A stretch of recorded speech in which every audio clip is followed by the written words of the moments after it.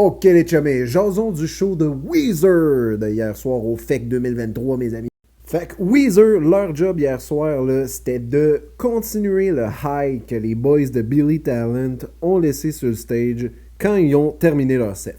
Et la question est-ce que Rivers et la gang ont réussi à garder ce high-là? Et selon moi, pour la plupart du show, je dirais que oui. Je trouve que les gars ont vraiment réussi à capturer la vibe du early Weezer. Tu sais, la vibe du band de garage. Tu sais, il y avait des riffs de guitare un peu messy, puis tu sais, c'était vraiment la vibe old school Weezer. Là. Mais j'avais quand même un petit peu l'impression que les gars avaient peut-être un petit peu de difficulté à matcher l'énergie de Billy Talent qui avait passé juste avant eux. Dans le Je trouvais que c'était moins électrisant un petit peu, il y avait peut-être un petit peu moins d'énergie sur scène. Fait que ça fait qu'au début du show, les gars avaient peut-être un petit peu de misère à remettre le monde dedans. Là. Mais plus le show a avancé, plus ils se sont mis à jouer de leurs classiques. Ils ont donné beaucoup d'amour à Pinkerton, beaucoup d'amour au Blue Album.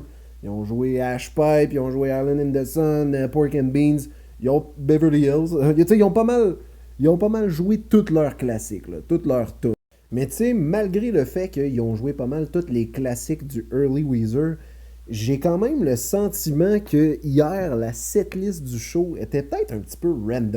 Dans le sens que, tu sais, des fois, ils jouaient des nouvelles tunes, mais pas très connues. Ils jouaient des tunes un petit peu random dans leur catalogue. Fait que là, ça faisait que des fois, il y avait des moments dans le show où que je savais pas trop c'est quoi qu'ils jouaient, c'était quoi qu'ils faisaient. Tu sais, si je prends par exemple le moment slow quand ils ont joué la tune Savannah, ça c'est une tune du Deluxe du Blue Album. Tu sais, tout le monde a écouté le Blue Album, mais Deluxe.